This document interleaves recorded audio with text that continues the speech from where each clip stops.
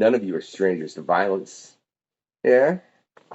Because this, ladies and gentlemen, is the questionnaire. And I mean, if you've kept track of some of our past guests, I really think some of them might have slight issues. But this particular guest on this episode, man, the main issue he's got is he keeps getting people throwing awards at him. I swear, like, over and over again, which is phenomenal. We got Alex Segura in the house. How goes it, man? Good, man. Thanks for having me. It's a pleasure, Alex. It is, man. Thank you for coming on. Yeah. And Thanks man, for being patient. Look, and I think it's funny anytime anybody from the comic book industry says that, all I think is I used to run a radio where I dealt with hip hop artists. Yeah. That expression. Yeah. I get it. I don't know what more to say on that end besides, yeah, man, you know, at least I ain't got like any of you talking about another guest after I'm off the show. Like, that guy's a wah, wah, wah, wah, wah, wah, wah, Right. wah, wah, wah. You know, it's quite a plus, man. But Alex, it is a pleasure to have you on, man. And you, dude, you've got so much getting ready to come out. You've got so much you just put out. I really wish I'd already had the chance to get Secret Identity in my hand and read it, especially after reading the full synopsis of it and everything. It's it kind of it makes me think of crossover. Have you ever read that? Yeah. Right? Like, I swear the Yeah, initial synopsis of that just brought crossover to my mind. For some reason. Was I right in thinking that a little? I mean, Well, not the that, superpower. Yeah, it's a Secret Identity is a little more grounded, and it's not about different universes interacting. It's more about this fictional thread that's being then woven into existing comic book history, you know, with the idea of a murder mystery kind of being the hook of it. Do you want me to get into the kind of elevator pitch, or? Yeah, man. I mean, I think I've pretty well got it. I've read it. But for anybody out there that doesn't know, I think you should definitely get into it, because from what I've read, it sounds, especially for anybody into comics, I think it's a good point to go to where you're getting into books, which I think is something that is comics do a great job of, as far as making it to where, you know, people just read more. Yeah. So its Secret Identity is about Carmen Valdez, who's a queer Cuban-American woman who moves from Miami to New York in the 70s to pursue her dream of working in comics, which is a dream that so many of us think about or have. She gets a job as a secretary at this third-rate publisher called Triumph Comics, which, if Marvel and DC are A-level, Triumph is kind of C or D level. And she works for the publisher at this company and keeps pitching him ideas. And he basically says, look, I've got no space for you. I've got other freelancers I have to keep fed. And, you know, I have other plans for you. And so she's obviously distraught. And that same night, a colleague, this younger colleague named Harvey, approaches her and says, you know, I know you want to write. I've got this opportunity to launch a new female superhero with Triumph that I just was assigned, and I want you to help me write it. The only catch is she needs to do it anonymously. And so she sees her dream kind of dangled in front of her, and she decides to take the chance, and they create this character called the Legendary Lynx, who's kind of like a street level Daredevil type character with a little bit of the Cat, a little bit of Spider-Woman. And they create the character, and she realizes that Harvey has turned in 6 scripts the next Monday without her name on them, which she knew her name was not going to be on them. She didn't realize that he was going to crank out 6 scripts over the weekend, based on her notes and her stuff. The next thing she finds out is that Harvey's been murdered. So the scripts have been turned in. The comic is in the pipeline. It becomes a huge hit, and she knows that the clock is ticking, because if you know anything about comics, you know that, you know, just because you did the first issue doesn't mean you are guaranteed to do that character in perpetuity. So she knows that eventually they're going to run out of those 6 scripts, and her boss, who she's already not fond of, is going to assign the character that means so much to her to somebody else. And so interspersed between the novel, you know, the murder mystery, she decides she has to solve his murder to figure out how she can reclaim this character, are pages from the comic book, which are drawn by Sandy Jarrell, who is an amazing talent and who's done stuff at Archie. He's done stuff at DC. And he draws it very much in an evocative, like 1970s style. So you're reading the adventures of the Lynx while you're in the mystery and trying to figure out what happened to Harvey, and kind of seeing whether Carmen can reclaim that character. Okay, see, I didn't know that bit, and that makes me kind of think of a bit like you've read The Watchmen quite a few times. Oh yeah, I mean, I just reread it recently. Yeah, it holds up really well. I mean, if there's a novel that it like owes a ton to, it's probably like Cavalier and Clay, because I read that book, I think, when it came out, and was so blown away by the idea of a novel set in comics. But I really wanted a novel set in the comic book industry that had comic pages in it. And it's funny because like now Tom Hanks has his new book and it's got comic pages in it, so it's, you know, maybe it's a new trend. And I think that's a phenomenal trend, in my opinion. But I'm just curious, Yeah. man, what made you have that initial thought?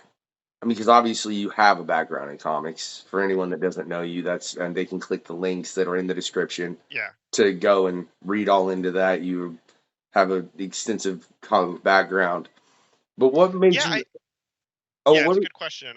I think what made me want to set it in comics is that for me, my favorite books, especially my favorite mysteries, are the ones that kind of take you somewhere else. Like whether it's for me, like noir doesn't have to be the guy wearing the fedora with the gun in the office. You know, like the setting doesn't have to be that. You can use the elements of noir and do them anywhere. Like there's novels set in like science or cheerleading or gymnastics or football, where it's a noir crime novel. And I thought, wouldn't it be fascinating to others who maybe don't know about comics to read a murder mystery in comics and kind of get into that world that, you know, and a very different comic book industry than the one we are in today. You know, there wasn't really a direct market yet.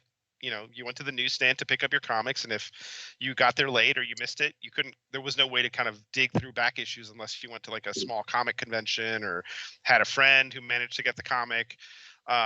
You know, creators were not as mindful of IP yet. You know, they didn't know like, oh, I'm creating this character. Eventually this could be a movie or, you know, anything. They just were doing work. You know, they like to draw, they like to write, they would do this. It's kind of like making the donuts. You know, they were creative. I mean, you have people like Jack Kirby, like blowing minds, just doing amazing work, but they were doing it under the structure of work for hire. And so it was a very different industry. And also it was an industry that I think people thought at the time was falling apart. You know, the newsstand numbers were dipping. It was a very niche hobby. You know, you were still kind of reeling from the 1950s crackdown on horror comics. So it was superhero comics, and it was superhero comics governed by the Comics Code. So I wanted to really pick a time that was very different from comics today. Oh man, there's so many points you just made me want to go off of on everything Yeah. that you just said. Alex, I'm not even sure where to start. But firstly, the fact that you said comics are falling apart, it's funny to think that is an accurate statement. I mean, I think it's happened a couple times throughout comic book history. But if you look at it now, I think it's funny there are people that still, like, they don't acknowledge how much comic books are in our medium, to the point where I run This Month in Comics every month on the questionnaire with Dave, where we get into, you know, just some of the releases that have come out that month that were really really caught our fancy, whatever they may be. But something we got into is, he works at a comic university. He says at least once a week someone walks in and they have a whole front rack. It's all Walking Dead because, it sells and it's a store, and that's your point. And at least once a week somebody walks in and goes, they made Walking Dead comic books? Yeah. Which blows my mind as a comic book fan. But at the same time, I think, I watched Two Guns and didn't realize it was a comic book movie until I interviewed Stephen Grant. So maybe I should shut up. Well, I think the challenge is you have to now, I mean, comics are accessible, but you have to know where to get them. Whereas before, as kids, like even dating back to even when we were kids, I'm guessing we're kind of in the same ballpark. You know, I'd go to the grocery store because I was a kid, and I would go to the grocery store with my mom, and then you'd see the comics. Like, comics were in places where people went, and now they still are, but you kind of have to make a point. You have You to make a know, point to go to the comic shop. You have to make a point to go to the bookstore. You have to make a point to download an app or to search Amazon. So I'm not saying it's impossible. It's just that extra step I feel like makes it much harder to pull, casual readers in. and I was getting ready to say no, man. There's a site that most people are on daily that you can get comic books, that being Amazon. But you do make the point that you do have to search for it. I mean, unless you're like, and you could probably randomly come across them if you were looking for like, oh, I need the next Marvel film, or I'm looking to pick up the Justice League Snyder cut Yeah, or but something like that. I There's mean, I got been, into comics, I'm sorry to interrupt you, but I got into oh, you're comics good. around the age my son is now, like 6 or 7.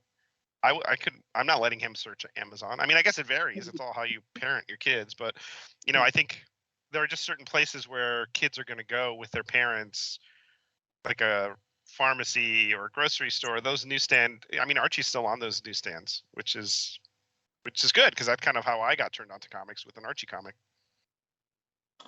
Well, let me. This is a conversation we've had on past episodes because you're right. The spindle rack is pretty much gone. It doesn't Yeah. exist. I mean, you go to Walmart, you can sometimes find like little 5 packs of comics, and if Hmm.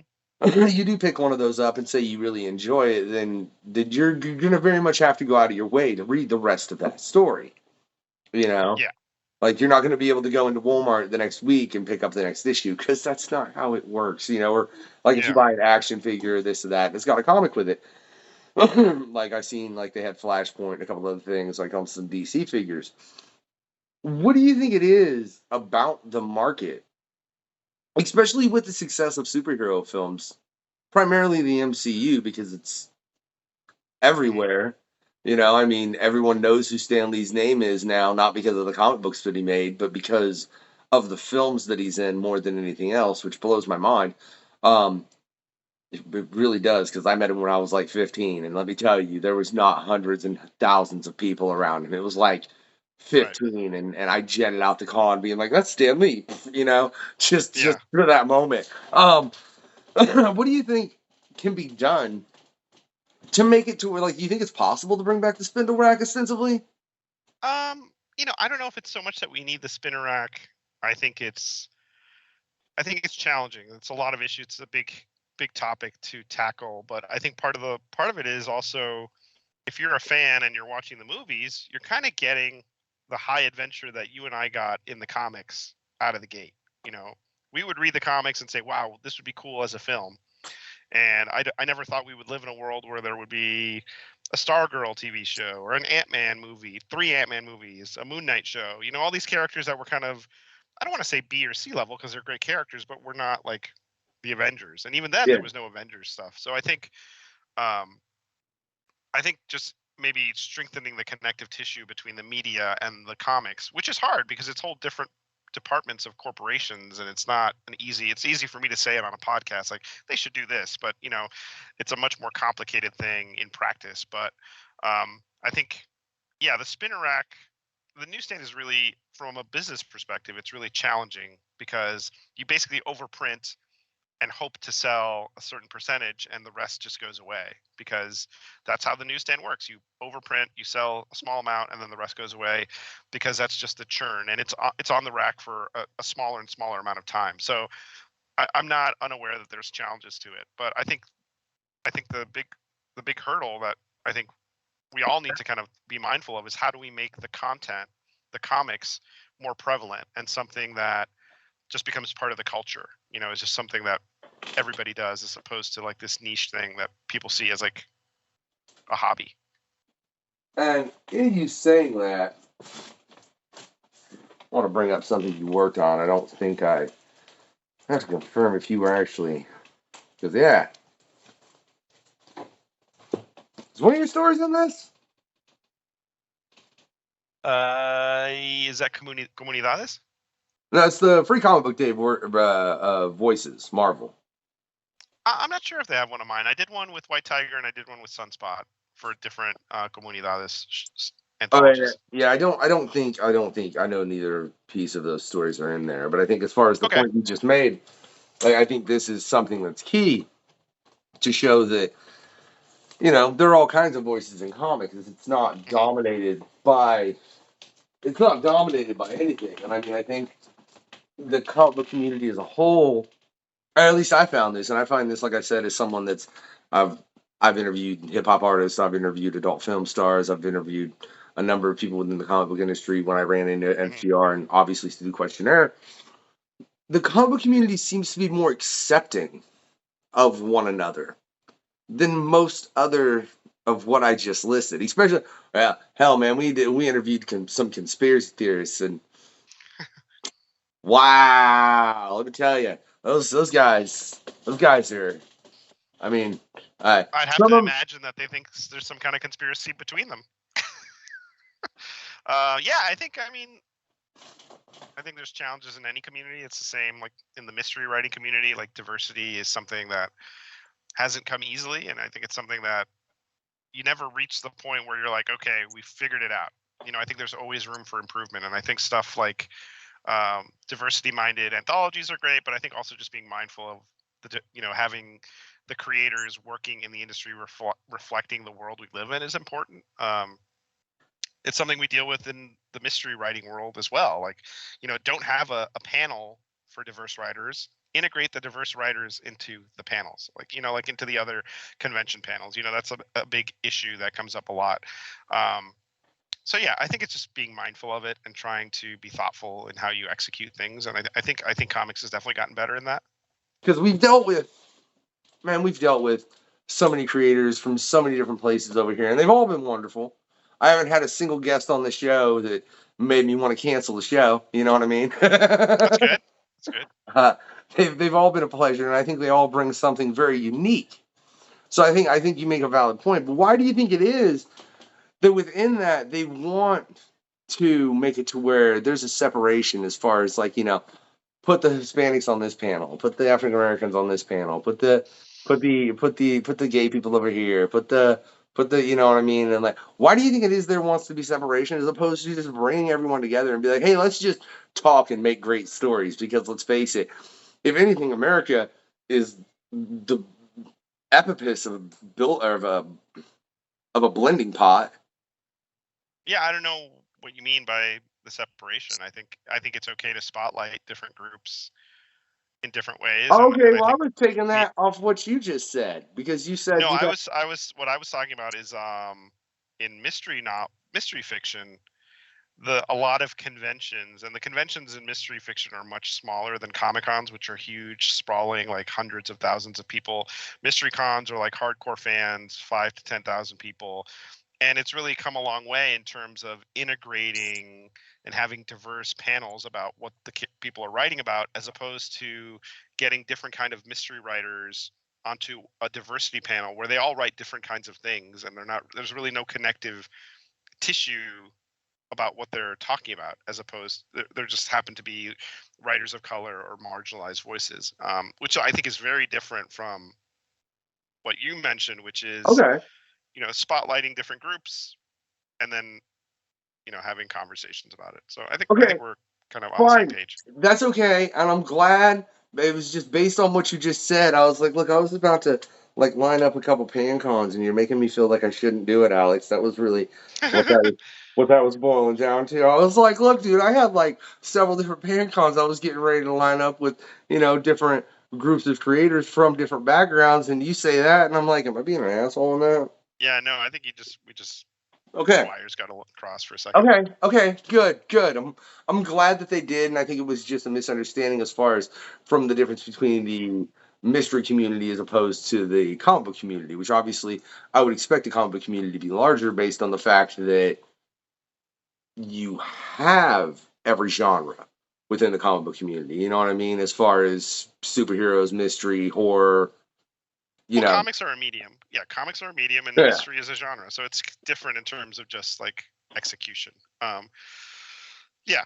So I think we're on the same page. All right, all right, all right. See, you threw me off a little, but it was because I generalized your statement about mystery with comics. So I don't feel bad, and you made me, yeah, you just really made me be like, oh shit, should I do these pan cons? So I'm totally gonna do those pan cons. We got things coming up, ladies and gentlemen. I promise you on a number of things, but that's not what we're on about. I'm curious on what we just got on about though. What do you think about the fact that comic books have become such a medium, and I know they always were, but if you compare them to like in the 50s compared to now, they cover so many different genres. Up to, I mean, look at Tim Seeley dropping Money Shot, you know what I mean, and the other horror comics he writes, to everything that Marvel and DC do respectively as far as superhero, and then some of the noir stuff they do, to Image and Top Cow putting out any genre you could think of. I think it's good. I mean, I think we're at kind of a new golden age for comics in terms of just diversity of content and different genres, different creators writing different genres, different age ranges. Middle grade comics, YA comics, kids comics, adult comics. I think that's where the success lies, where you have something for everybody. Because for a long time, the superheroes superhero stuff is still kind of the mainstream, but there was not a lot of other stuff, aside from like very small indie publishers. And I think now it's much more vibrant, which is good. And I fully agree on that, man. What do you think caused that, as far as to? I mean, because I think there was definitely a point, especially after the creation of the comic book code, that it became more superheroes than anything. You know what I mean? You didn't so much have every other aspect because, obviously, like you said earlier, the comic book code kind of killed the horror genre of comics. Yeah, I mean, it's hard to do really definitive and strong horror if you have a lot of rules you can't bend or break. I think it did the same thing for sci-fi comics, and it opened the door for superhero comics to make a comeback, because I think superhero comics were on the wane. I think Batman and Superman continued, but a lot of the golden age characters had kind of faded into the background, and then that kind of opened the door for the silver age for superheroes, the silver age of superheroes, to kind of kick back in. What do I think caused it now? I think creator freedom and creators' abilities to do their own stories and own their own stories, or at least I think also from a publisher perspective, understanding that maybe the answer isn't competing in the superhero space. Like Marvel and DC do superheroes really, really well, and there's other takes on superheroes that could be interesting, but there's also like this endless landscape of other genres that can be tapped into.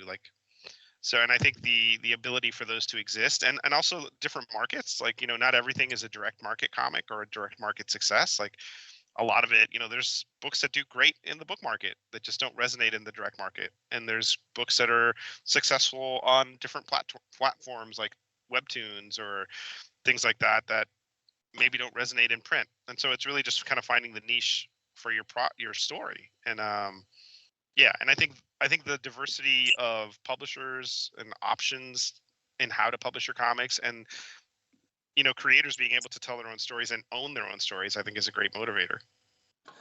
And I think that's something that was started in the 90s, really, in my opinion. Wouldn't you agree? I mean, the image revolution had a lot to do with it. But I think you also had places like Dark Horse and all other indie publishers that were kind of on the rise before that in the late 80s. But definitely, like, when the most popular artists move and form their own company, it's huge. Like, they took a lot, they got a lot of attention for it, and they succeeded. I mean, Image is still around. Yeah, and hey, shout out to everybody at Image. Like, if you guys go through the past quests, we've got a lot of people that have come on that have done work from Image. And I personally, honestly, am a huge fan of Image because I think they have a way of delivering content, in my opinion, that it's just got something different to it. It's got a bit more of an edge, I would say. Hmm. And maybe, I mean, because I've gotten older, that's my preference. Uh, what do you think of that, though, man? Because I know that's a topic that one we've discussed on the show, and it's something that people discuss frequently. Like, why do you think it is that people think comics have gotten too dark? Because as we've discussed previously on the show, that's not what it is. It's not that they've gotten too dark. It's the fact that you have every shade in comic books. You know what I mean? From Yeah, I wouldn't say things have just gotten by default too dark. I think it's just there aren't as many restrictions, and the content kind of runs the entire spectrum. You have stuff that's for kids, you have stuff that's for younger readers, you have stuff that's for superhero readers, you have more adult stuff. It's like almost like the movie rating system, and then you have stuff that's a little bit edgier and darker, and I think it's good. I mean, I think it's good to have a diversity of content, and yeah. So I wouldn't say it's just getting darker. I would say there's some really wonderful stories for young readers that wouldn't have existed at the same time years ago. You bring up a point, though, as far as the movie rating system. Do you think that's something that could be helpful in the comic book medium as far as if you had a rating system like that? Because I know, like I said, from talking to Dave, sometimes he'll have, like, you know, 11 or 12-year-olds walking up wanting to buy The Boys or Cross by Garth Ennis, which no 12-year-old should read those books. Let's be clear. They're phenomenal comics. I'm not saying anything against them. I personally love them both. At the same time, I wouldn't give them my boy until he's like, at least 16. In the case of Cross, I might be like, yeah, you need to age up 2 more years before you read this one. Right. Um, Because there I is mean, no I think rating system. yeah. I mean, I don't know if the solution is a rating system. I think the marketing solution is age ranges and at least noting what the content is. Sharing what the content is to your distributor and to readers, so people are informed when they make the decision what to read. I don't think it's on it's on others to decide for people what to read.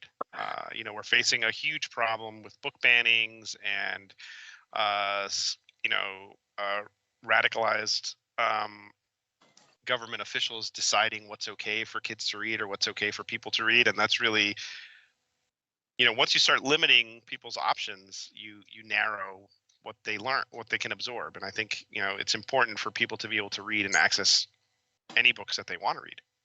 Thank you for making me realize how terrible my idea was, Alex. Sorry. No, it's not terrible. I'm just like making it up. It's something that's really front of mind with all the book banning stuff is really just wild in the worst possible way. I agree, especially because it seems that they don't necessarily ban books that are truly offensive. They ban books that speak on a rhetoric they're not comfortable with. You Yeah. know, which I mean, I could imagine if you let something like that occur, I could see them try to ban Saga, which screw you all for that. Saga is wonderful. All right. um. So yeah, you just made me realize my point was terrible, Alex. That's all. Sorry. It was terrible, terrible, terrible. Hey, look, man. If you're not okay with putting out a bad idea, you'll never get to the good idea. You know what I mean? Well, it's like writing. You have to put down the bad words to get to the good ones. Yeah, that's exactly what it is. So on that note, man, I'm curious, what would your advice be to someone that wanted to break into the comic field nowadays? Uh, hmm. I think the clearest thing, the best advice I would give is just make your comics, make your stories. Not you don't immediately start and write the X-Men or Batman or and if that may not even be your goal. Like if your goal is to just tell your stories and just practice your craft, it's the same thing with prose writing. Start writing a short story and make that short story better, then get on to the next one, then start pecking away at a novel. Or with a comic, if you're not an artist, find an artist that you're simpatico with, um, and just start working together. And then um, you can't, if you treat it like a hobby, it will always be a hobby. But if you treat it like something you're passionate about or a career, you pour yourself into it, you'll see results over time. I think it's hard because it's not the kind of thing that happens overnight. Like you can't, I mean, unless you're coming in from another field, like you're a screenwriter or a novelist, and you're stepping into comics as a pivot of some kind, but because you have already established yourself as successful in other mediums. But if you're just starting from zero, it doesn't happen overnight. It's something where you have to kind of make your way. You have to kind of hone your skills and that's craft. It's you do it over and over again and learn how to do it and see how other people do it. You have to be a reader to be a writer or an artist. You have to kind of absorb your influences to execute, and I think that's that's the fun part, though. The doing it and the embracing. It's why we do it, because we love it. We love reading these things. We love seeing great comics and reading great comics, and so that's what I mean. For me, that's what motivates me to make comics. Man, you give me an answer so often within this quest we're going on right here, and you're right. If you want to get into any of what I just referred to, you do very much have to make it a quest in your life, an endeavor that you intend to pursue. Because if you don't, it's just not going to work out if you use it as a hobby. I fully agree. But yeah, it's so many answers that made me want to go into so many things, Alex. So let's see if I can remember and get to all of them on this particular answer that you just gave, because you be giving answers and then I ask another question and you bring up 3 more points. But that's just how Mhm. quest goes sometimes, right? So you bring up screenwriters, man. I want to know what's your opinion on the WGA strike. And within that, you also, I'm going to ask 2 questions that are kind of related. They're not really related, but they are related. You bring up the fact that you have to take influence from the art or the stories or whatever you're getting into. That's how Mike drew this.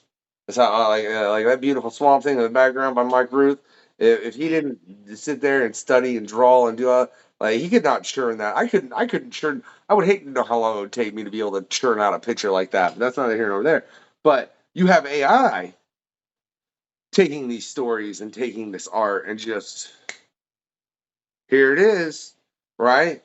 So, what's your opinion on that whole effect as far as what AI is going to do the entirety of the entertainment industry and the WGA strike and the fact that I've heard some people kind of be worried about they're going to use Chat GP to start writing scripts? I stand with the Writers Guild. I think they deserve fair pay, and they deserve to be compensated for the work they do. They deserve to create a career and a livelihood doing what they do. I don't believe in the mini rooms and these kind of cost cutting corners when you know that these corporations are making tons of money, and the writers who are generating the ideas and the kind of the narrative for these successful shows and movies. Why wouldn't they be compensated? In terms of the AI of it all, like as it, in terms of art, I think you shouldn't be taking anyone's existing hard-earned work and putting it into an algorithm to create something else and then claiming it's new, because you're taking somebody else's stuff and putting it through this grinder, computer automated grinder, to create these quote unquote new images that are not new. And I think anything that takes work and opportunity out of human hands in a creative field, it's the opposite of where we want to head as a society. Like I read a tweet somewhere saying, basically saying, like, if you told me that we'd be entering a future where robots would be creating the art and the music, and everyone else would be desperate for like other kinds of work just to survive, like that's the wrong path. Like it's just not okay. Yeah, no, the robots should be assembling the cars and things like that. So humanity, in Hmm. my opinion, can continue to make the art because like the humans building cars isn't productive for the mind, but to be able to Right. create art is something that I think will advance us as a society at a far greater rate. And there's a reason we had a whole pan con about that with a bunch of great artists, which you can check out on a past quest as far as just getting really in depth with it. Um, Hmm. I I I don't understand the people, especially because I've ran across a person. I think it was just a person. Yeah, I think it was just one individual who was in the comic book industry who was all about it being fine. And that kind of blew my mind until I had a conversation with him that ended up being me sending a message and him sending six. You know what I mean? Yeah. But I haven't ran across anybody else that supports AI or doesn't support what the WGA is doing, which again, we over here at the questionnaire very much do. I fully agree. You should be paid for the content you're creating, especially if you're creating something like that. There's a reason. There's a reason Marvel has done better than the MCU or than the DCU. They've got better writers. I mean, wouldn't you agree? I mean, I think it's more of a bigger issue. It's not them versus, it's not a competitive thing. It's about writers being compensated for their work, whether Oh they're, no. Oh no, I yeah. agree with that. I meant I as mean, far as I don't know. I mean, I because like some Marvel movies. I like some DC movies. So, it's like I don't see it. I don't have that kind of sports team mentality about it. look, I don't either. I would look, I want a Lobo film that's on point so bad I can't tell you. Okay? I do. I want a great Lobo movie. I really do. I would love to see them do a Hitman movie, but that would be like way in the future of the DC universe, You never know. obviously. Yeah, you never know. But I mean, it's just the fact. I think more than anything, the problem with those two is the fact that they were like, we got to get to the Justice League. They got the Avengers, and they just tried to rush it too hard. You know. Um, what do you think of that, man? As far as just comic book movies and TVs and how they have permeated that medium. Why do you think it is again that people don't pick up on how much comic book material they're actually consuming? To the point where, like I said, you got people walking to the comic books. They made Walking Dead comics.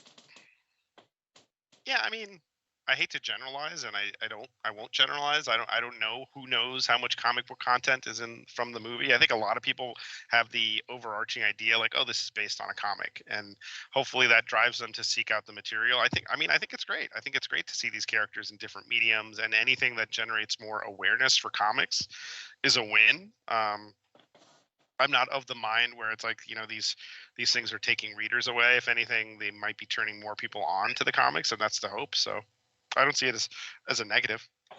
Oh no, no, I certainly don't see it as a negative, man. Like I love being able like to go see films that I never thought I'd see. I never thought I'd see the Hulk done like that with, Right. Captain America, Iron Man, and everyone. I mean, it's something that when I was a kid and reading all these comics, I read the comics because it was that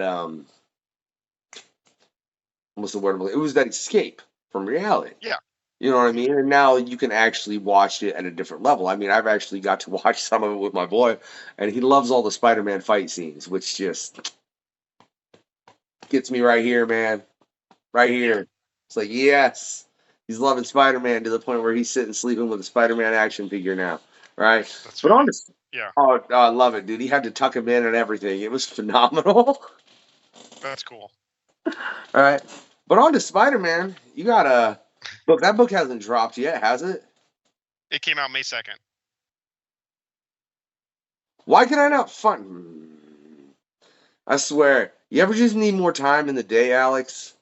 Yes, every day. See, so I understand why getting this all done was a problem, man. I Yeah, really, there's just a lot going on. I, It's always I always feel like, I'm not any busier than other people, but it feels like everybody's busy. So that's okay. Yeah, Araña and Spider-Man 2099 Dark Tomorrow came out on May 2nd, so it's been out a couple weeks. Um, it's basically the two Spider-Verse, two of the most notable Latinx spider heroes, Araña, who's Anya Corazon, and Miguel O'Hara, who's Spidey 2099. Um, and you kind of see them at opposite ends. Like, she's just starting out as a superhero and getting used to having her powers. She doesn't really have a mentor, so she's kind of flailing a little bit. She gets sent into the future. She gets blasted by this ancient artifact, and her powers are on the fritz. And so her first thought is, let me reach out to Spider-Man. Like, I know there's got to be a Spider-Man here. And so she sends up a flare. But the Spider-Man she finds is very different from the Peter Parker Spider-Man she knows or is aware of. And that gets us to the other side, which is, Miguel is basically given up being Spider-Man. He's hit some dark times. He's put away the costume. He wants nothing to do with being Spider-Man. And so it's about two heroes learning from each other. She's learning from him about being a superhero, and he's learning from her about what made him passionate about being a superhero. At the same time, they're trying to stop this villain from awakening an even darker evil with the artifact. And the villain is kind of a deep cut clone saga villain, Judas Traveler.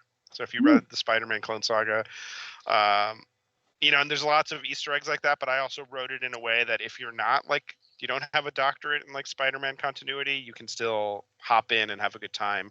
So if you see the movie Across the Spider-Verse, you want some more content that's kind of in the vein of that, like spider heroes teaming up and fighting a greater evil, then this is probably good for you. Man, you beat me to the promo because I was gonna say exactly like the Edge of the Spider Verse, I believe is the name of the movie, right? Into the Spider-Verse, and then this is Across the Spider-Verse. Oh, Across the Spider Verse. Because isn't Edge of the Spider Verse gonna be next? Edge of Spider-Verse is a comic book series. Okay, well, because I thought they were doing an actual film of it though, because they've actually planned 2 sequels already.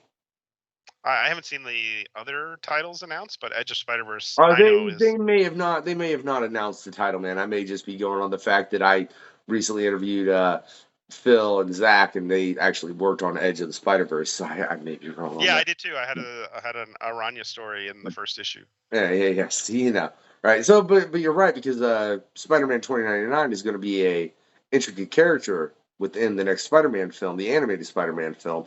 So, very Mhm. much if you enjoyed that film, go pick up this book. There's a link in the description. There's lots of links in the description, man. Alex Thank is you. going to have all kind of links, man. I'm gonna have to send him a message. Did I include all the links? Because there's too many Yeah, damn let me links. know.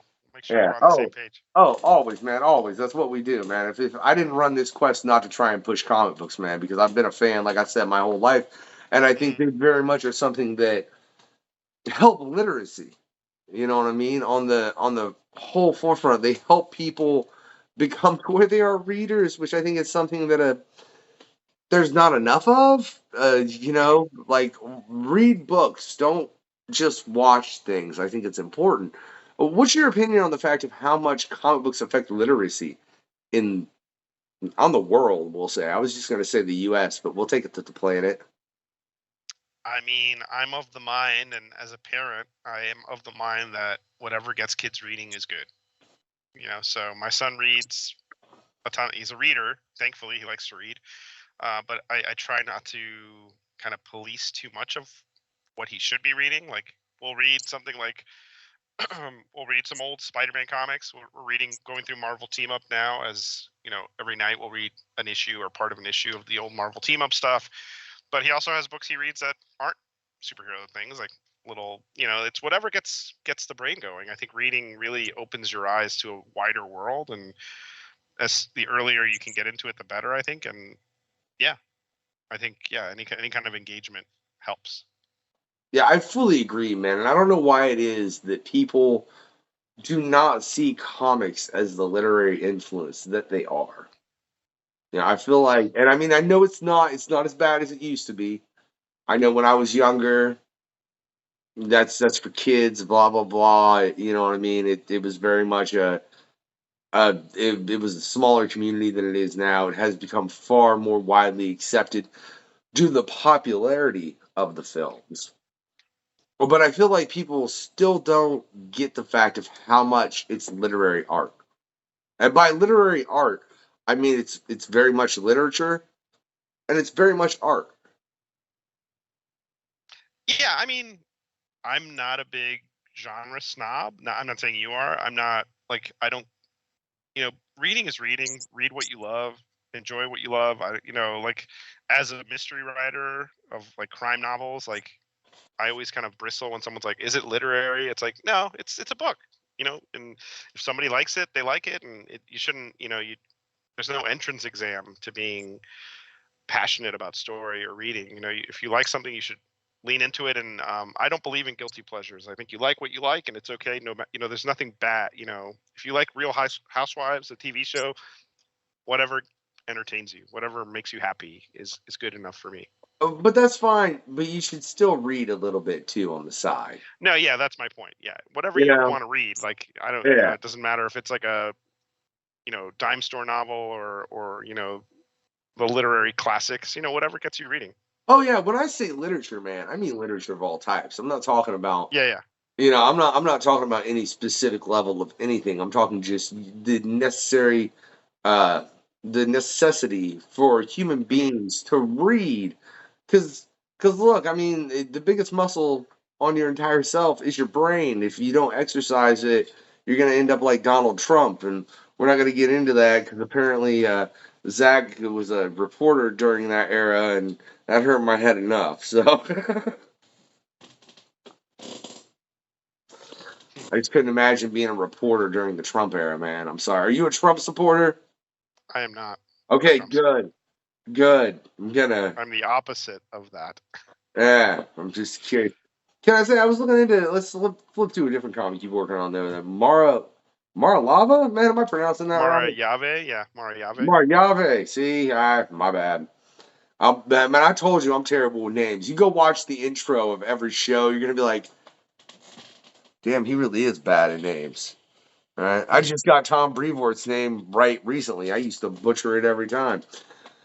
Can I say, looking into what this is, I feel like there's one very specific influence behind it. Okay, You don't know what that is? I'm curious to hear what you think it is. Seems a little whoish.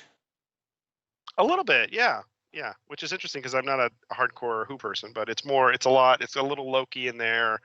A little bit of a love letter to the action strips that Nicolaj is the artist, and I really liked, like Flash Gordon and the Phantom and those classic like syndicated strips, and that's really what we wanted to do, like do a syndicated action strip that evoked that felt pulpy but also modern, and we got a bunch in the can, and we're kind of retooling it, and we'll be relaunching it hopefully in a couple weeks. The hope is to do like bigger, more meaty chunks of story as opposed to like one or two strips a month, which just I think it just didn't work for the readability of it. But I think it's the one I get a ton of emails about it. People really dig that strip, which is flattering and great. And I think a lot of it has to do with Nicolaj's art, which is fantastic and classic, but also really fresh. Like he's like super talented. I'm blessed across the board with the artists I get to work with.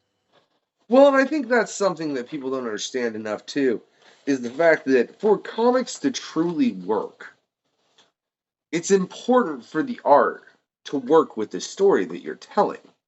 You know what I mean? And I mean, not to say like there's all different styles of art. I read everything from the Department of Truth to all kind of Marvel books, all kinds of stuff from Image, Plush, this, that.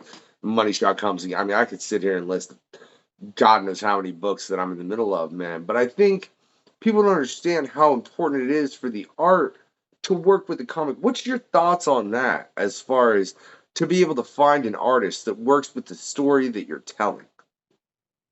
I mean, I think it's integral. Comics are a visual medium. You need an artist that's going to, it's not just them drawing your script. It's them co-creating the story. They're taking your script and visualizing it. And I guess it's kind of a clunky metaphor, but the best one I found is the movie one where the artist is the director, they're the set designer, they're the costume designer, they scout locations, they do all that. You are the screenwriter as the writer. And obviously there's the colorist and the letterer, which are also hugely important, but the responsibility on the artist is so huge. And so you really want to find someone you can collaborate with. And like I said, I've been blessed. Like Sandy Gerald did amazing stuff on the links pages and Secret Identity. Nicolaj, like you said, and in my work for hire stuff, I've been paired with some great artists like Roge Antonio, Jim Tao, and I did an Avengers Unlimited arc not long ago. Yeah, just it's when you have a great artist drawing your script, it elevates what you did, and that's you always want to. That magic is, I think, what keeps people in comics, like seeing the pages come in from the artists and seeing that these words that you kind of jotted down on a Microsoft document like come to life. Like it's amazing. I mean, I can fully agree, man, because I've seen the scripts as far as just buying some graphic novels and then you compare it to the art and you can see where very much they took what was typed and then just made it real. Or Yeah, as I mean real as that's the they talent, that's the yeah. gift. Like visualizing these words and like turning your clunky panel description into like a work of art. Like that's the art. That's what makes comics amazing. Like as a reader, like if the story could be fantastic, but if the art doesn't grab me, it's much harder for me to connect with a comic. So I think it's really you gotta have to succeed on all levels.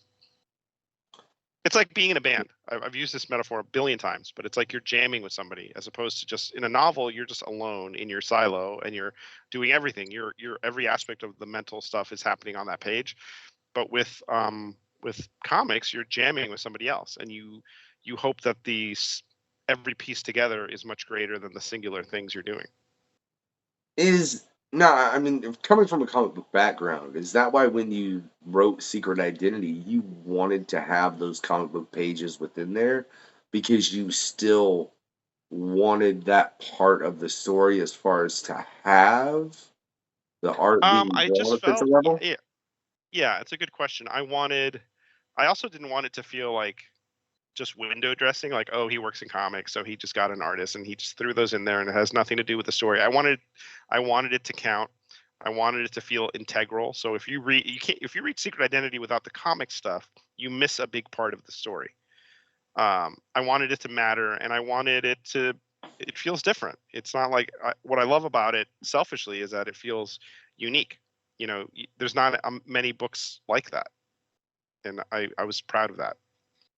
Yeah, because like I said, in the comic book industry, the only thing I can think of in comparison to what you're referring to would be the Watchmen with Tales of the Black Freighter woven in Yeah, between. but You even know what I that, mean? those were comics within comics. But it's similar in that it's a interstitial sequence that kind of mirrors what's happening, and I love the interplay in the panels. Like, you have sometimes Moore and Gibbons will show you a panel in the present day, but it's still the narration from the Black Freighter and vice versa. And I think that's really, it's just a masterpiece, and it's with good reason. I was talking to a friend today about, it lives up to the hype. I read it a couple weeks ago, and it's still great.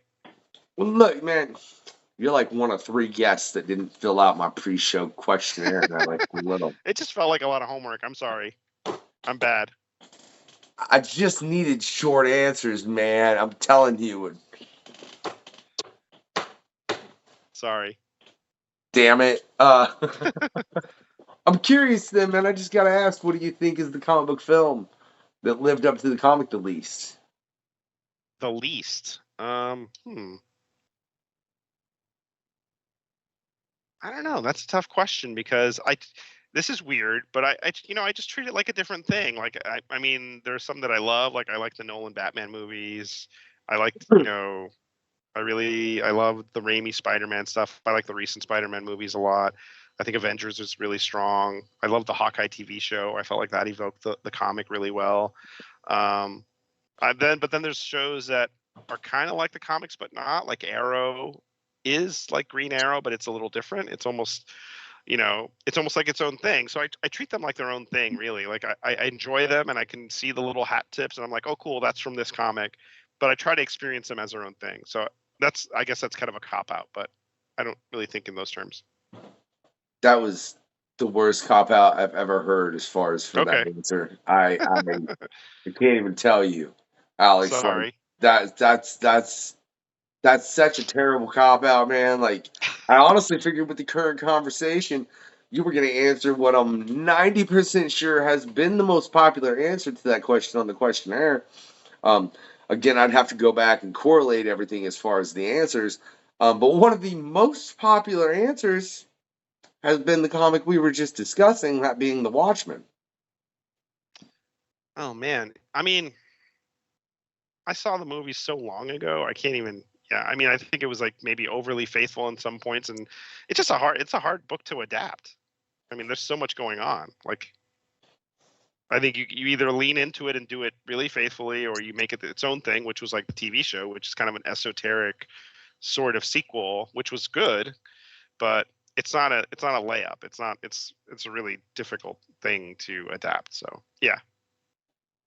I would agree with you as far as Watchmen. I mean, all of Alan Moore's work, let's be real honest, is not anything that would be easy to adapt into a Yeah. film. There's a reason the man doesn't want his name on anything that's been adapted to film that he created. Um, which is quite a few things for y'all out there that don't know, from V for Vendetta to Watchmen to, I'm sure there's more I'm not thinking of, but those are the two most famous. Oh, Mystery Men. Right? Right? League of Extraordinary League of Gentlemen. Extraordinary Gentlemen. Why did I say Mystery Men? My bad. I don't know. League of Extraordinary Gentlemen is what I meant. Um, but yeah, so I do. I think those are just excessively hard things to adapt properly. All right.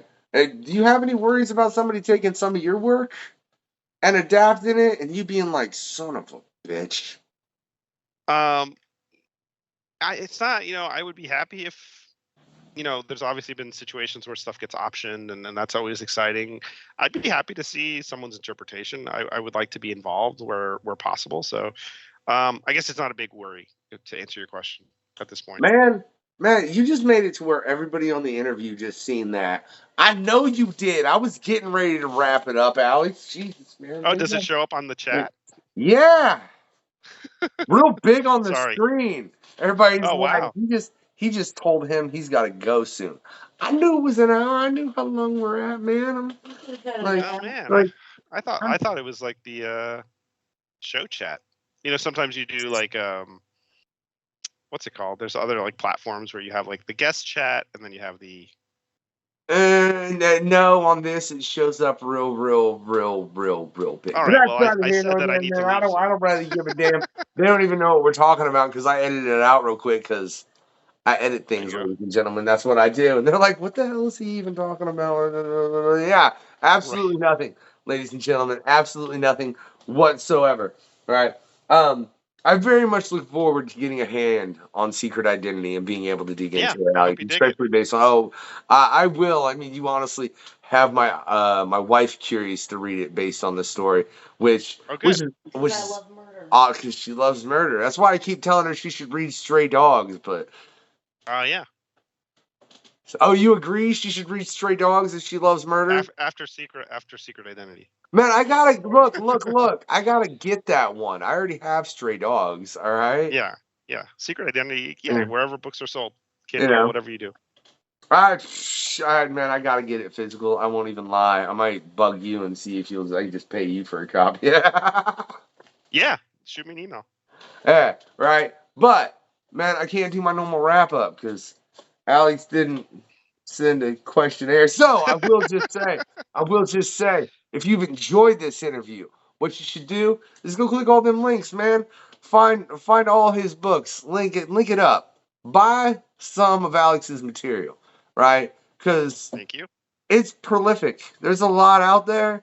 I assure you, from doing research today, there's a couple different things that we frankly didn't even get into on the interview that I could have, but you know, people's got lives, ladies and gentlemen, and this shit's a bitch to edit as it is already. I gotta fucking edit in that damn PanCons. Then I do definitely want to bring you back at a later point in time for PanCon, Alex, where we Sure. can get you and 4 other creators, and we can get into the Lord knows what, man, because those PanCons are damn batty. I actually got to get to finish editing one right now that's Good got luck. a hell of a cast. I don't need luck, man. I just need some fucking Tylenol. You know what I mean? That's a challenge. Yeah. Time and Tylenol, I guess. Yeah, time and Tylenol. What I really need, Alex, is man, I'm gonna fuck our name up again. I need Mara, is what I need, Alex. Oh yeah. You need some time hopping abilities. Yeah, so she can just like give me extra time so I can get all this crap edited. like, Yeah. look here, this is exporting. Will you take my computer back 3 hours and then bring it here so it's done and I can get more work done? I'll put in a good word. I appreciate that. Now, if you haven't liked this interview, and Alex fucked up my outro, right?